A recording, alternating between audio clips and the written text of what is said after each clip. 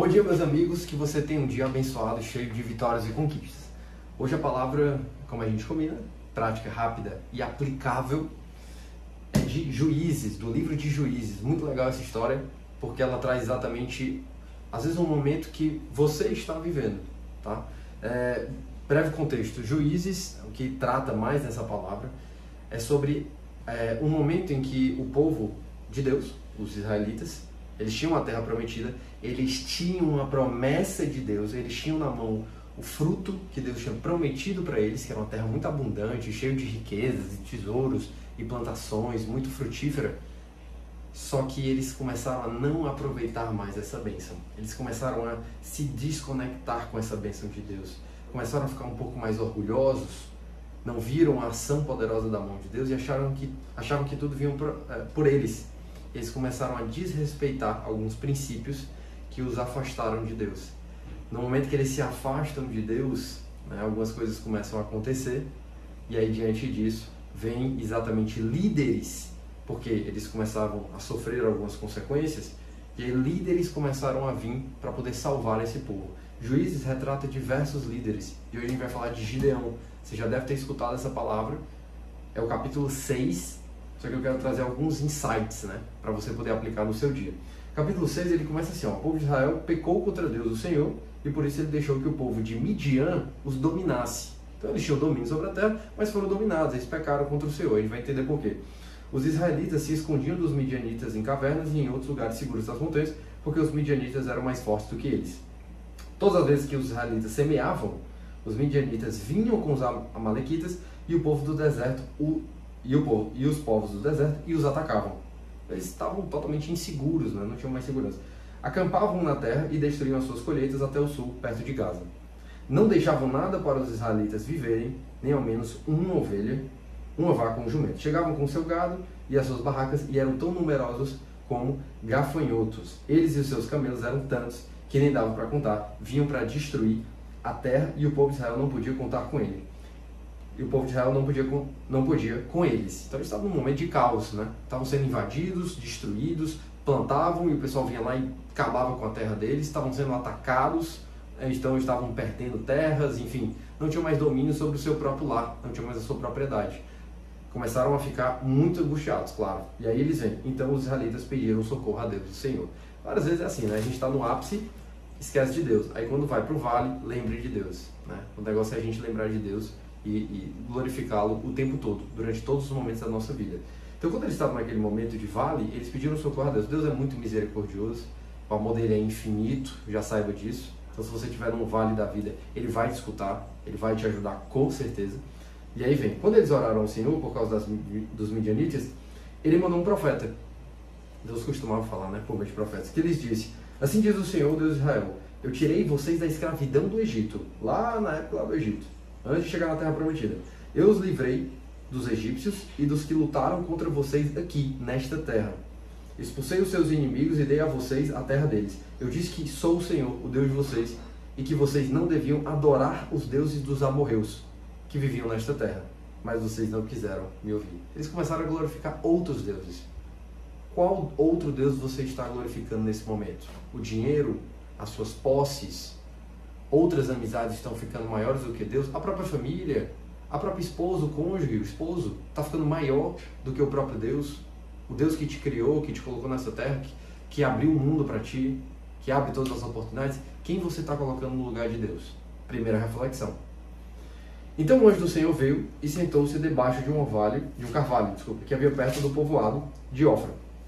Esse carvalho pertencia a Joás, que era da família de Abiezer. O seu filho, que começa a nossa história, Gideão, estava malhando trigo ao tanque de pisar uvas, escondido para que os midianitas não o encontrassem. Ok? Estava lá malhando, porque senão se encontrasse ia tirar a terra dele, ia tirar, enfim, o que ele estava plantando.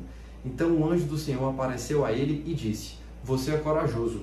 Ele estava lá trabalhando e tudo. Toda vez que Deus vinha chamar alguém, essa pessoa estava trabalhando. Se você observar na Bíblia, é sempre assim. Davi foi a mesma coisa, José, por aí vai. Você é corajoso e o Senhor está com você. Gideão respondeu: se o Senhor Deus está com o nosso povo, por que está acontecendo tudo isso com a gente? Se Deus está comigo, por que eu estou tanta miséria? Por que tudo isso está acontecendo, essa dor toda, essa angústia? Onde estão aquelas coisas maravilhosas que os nossos antepassados nos contaram que o Senhor costumava fazer quando nos trouxe do Egito? Ele nos abandonou e nos entregou aos midianitas. Você deve ter, às vezes, o mesmo pensamento, né? Ah, eu estou vivendo isso aqui e tal, na minha vida está muito difícil, Deus me abandonou, Ele não quer mais saber de mim. Aí vem aqui, ó, vem comigo. Versículo 14.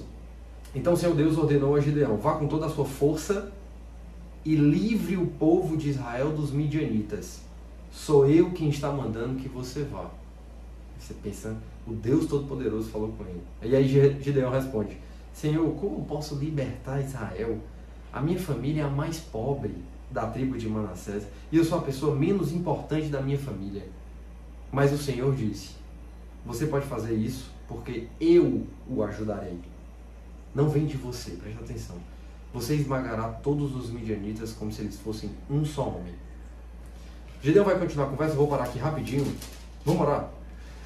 Senhor, muito obrigado pela Tua palavra, pela Tua graça, por tantos ensinamentos, por tantos princípios que Tu coloca nas nossas mãos, que a gente tenha a capacidade de ouvir, abrir os nossos ouvidos, abrir os nossos olhos, enxergar, ouvir, viver no nosso dia a dia a Tua palavra. Obrigada por tanta riqueza e que às vezes, tesouro escondido fique à tona. Muito obrigado pela Tua palavra e pela Tua graça. Em nome de Jesus. Amém. Primeiro grande insight. O que estava acontecendo? Eles estavam sendo invadidos por outros povos. Tinham perdido meio que a terra prometida deles.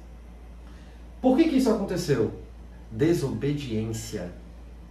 A minha pergunta é o seguinte: qual desobediência você está fazendo na sua vida que está impedindo a promessa para a sua vida? Todos nós temos uma promessa.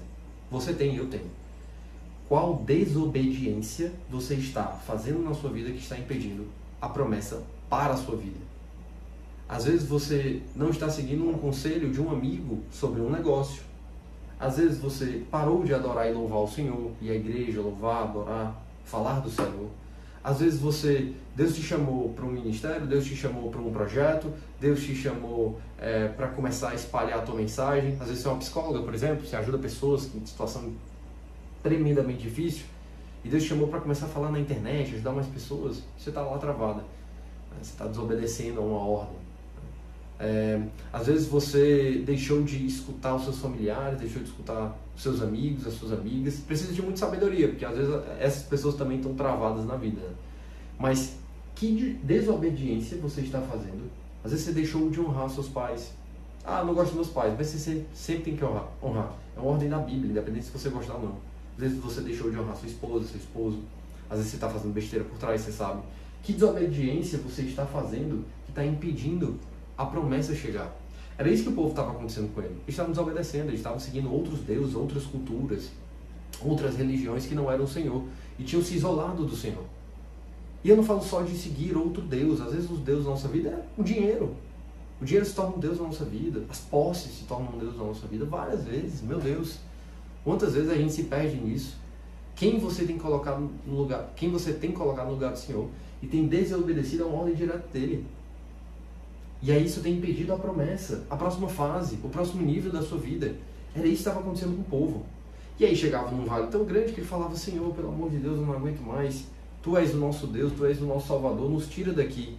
E eles louvavam e glorificavam ao Senhor e pediam a sua ajuda. E aí Deus misericordioso, um coração infinito, gigante, ele vinha e falava: vou mandar um líder para salvar vocês. E aí vinha um líder. E esse foi Gideão. Primeiro grande insight. O que acontece? Gideão fala... Esse aqui eu nem tinha anotado, mas eu quero falar para vocês. Não sei se você percebeu, mas ele fala assim, ó: Senhor, como posso libertar Israel?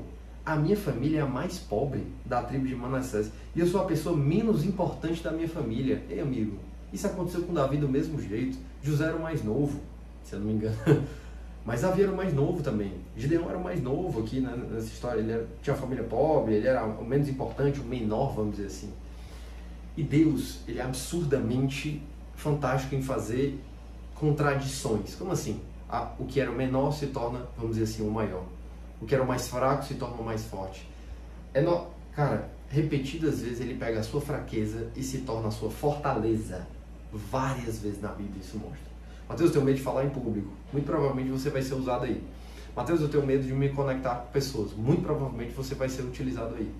Mateus, eu fico inseguro, muito provavelmente você vai ser utilizado nessa área.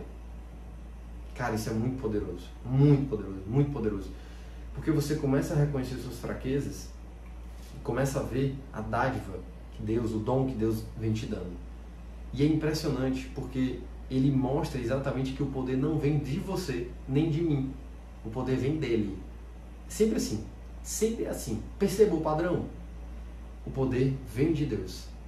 A glória vem de Deus. Ele manifesta a glória dele por meio de nós, exatamente nas nossas fraquezas. Nosso orgulho, vaidade, ciúme, inveja, raiva, temor, medo, angústia. Sempre preste atenção nessa palavra, se apegue a essa palavra, que isso vai acontecer com você. Então ele era o menor e ele foi exatamente o libertador. E aí, continuando a nossa conversa aqui no versículo 17, Gideão responde: se tu estás contente comigo, então dá-me a prova de que és tu mesmo que estás falando. E por favor, não vás embora até que eu te traga uma oferta. Incrédulo, né? É Deus mesmo, né? Ouviu aquilo, então uma pessoa veio falar com você, Deus fala muito por pessoas. Então assim, rapaz, será que é de Deus mesmo? Senhor, me mostra que é de Deus. Faz alguém passar no meio do sinal, dar 3 piruetas, pular por cima e pular depois, pegar um avião e pular de paraquedas, né? A gente não tem isso às vezes. E aí ele pega e fala assim, e aí Deus responde para ele: eu ficarei aqui até você voltar, disse Deus. Então Gideão, versículo 19, entrou, cozinhou um cabrito e fez pão sem fermento com mais ou menos 10 quilos de farinha. Pôs a comida numa cesta e pôs o caldo numa panela. Levou tudo e entregou ao anjo do Senhor, que estava debaixo do carvalho. Então o anjo ordenou: rapaz, faz o seguinte, põe a carne e o pão nesta pedra e derrame o caldo em cima. Gideão fez o que ele mandou. Em seguida o anjo estendeu o bastão que tinha na mão e tocou com a sua ponta a carne e o pão. Então saiu fogo da pedra e queimou a carne e o pão, e o anjo desapareceu. Aí Gideão compreendeu que era mesmo o anjo do Senhor que ele tinha visto, e disse apavorado: ai de mim, Senhor meu Deus, eu vi o anjo do Senhor face a face. Mas o Senhor respondeu: não fique com medo, tudo está bem, você não morrerá. Versículo 24, Gideão construiu ali um altar para Deus, o Senhor, e o chamou de O Senhor é Paz. E até hoje esse altar está em Ofra, cidade que pertence às famílias de Abiezer. Versículo 25, naquela noite o Senhor disse a Gideão: leve o touro que pertence a seu pai e outro touro de 7 anos e derrube o altar do deus Baal, que é do seu pai, e também o poste da deusa Azerá, que está ao seu lado. Nesse lugar alto seguro, faça para o Senhor seu Deus um altar de pedras bem arrumado. Depois pegue o segundo touro e a madeira do poste será arrancada e queime tudo no altar como sacrifício. E Gideão fez exatamente, em vez de fazer isso, ele fez de noite. Tá? Ele fez exatamente o que fez isso, tal, e aí depois vem para o versículo, vamos aqui para o versículo 33. Então todos os midianitas, amalequitas e os povos dos exércitos se juntaram e atravessaram o rio Jordão e acamparam no vale de Jezreel. E o Espírito do Senhor dominou Gideão. Ele tocou uma corneta feita de chifre de carneiro e os homens do grupo de família de Abiezer foram juntar-se a ele. Gideão enviou também mensageiros para chamar os homens das tribos de Manassés, de Aser, de Zebulon e de Naftali. E aí, vem aqui no 36, que é o que eu queria destacar contigo. Então Gideão disse: ó Deus, tu disseste que queres me usar para libertar o povo de Israel. Pois bem, vou pôr um pouco de lã no lugar onde malhamos o trigo. Se de manhã o orvalho estiver molhado, somente a lã e o chão em volta dela estiver seco, o que ele está pedindo? Então eu poderia ficar certo de que tu realmente me usarás para libertar Israel. Versículo 38. O que ele disse aconteceu. Deus fez exatamente o que ele pediu. Senhor, pede para alguém dar uma pirueta, tal. A pessoa fez. Na manhã seguinte, Gideão se levantou, espremeu a lã e dela saiu água que deu para encher uma tigela. Então ele pediu a Deus: rapaz, fez a pirueta, foi legal, mas deixa eu te pedir só mais uma. Aí ele vem: não fique zangado comigo, mas deixa que eu fale só mais uma vez. Deixa, por favor, que eu faça mais uma prova com a lã, que desta vez a lã fique seca e que haja orvalho somente no chão em volta dela. E Deus fez isso naquela noite.